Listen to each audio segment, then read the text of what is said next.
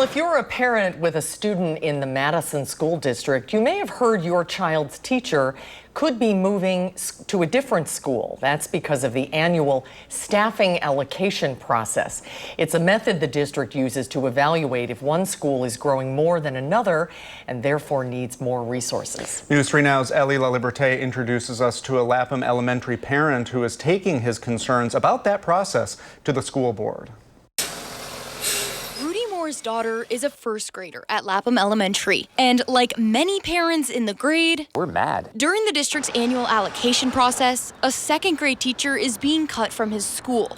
So his daughter's class size will go from 16 this year to about 27 next year. These are 7-year-olds. These are kids that need the kind of level of attention that you need for very little kids. But the kids in his daughter's class aren't too little to be worried. It'd be harder to learn and hear in the class. Parents like Rudy have taken their concerns to school board members like Nikki Vandermeulen. I've heard those concerns, I've gotten the emails, I've gotten the phone calls. She also has an issue with the way the district does its allocations. Problem is that the board isn't allowed to vote on these allocations and often doesn't have any say in it. That's why she's proposing several movements, one of which would give Lapham back that second grade teacher. These are taxpayer dollars, and the board is elected to make decisions that are budgetary in nature.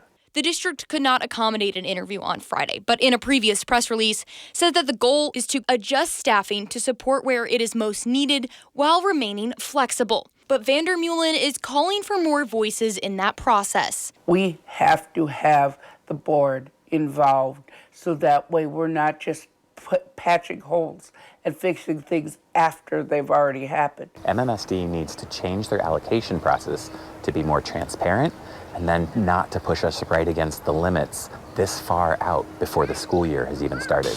Reporting in Madison, Ellie LaLiberte, News 3 Now. Vandermeulen's movements could be heard at the board next meeting. No staff members are fired in this process.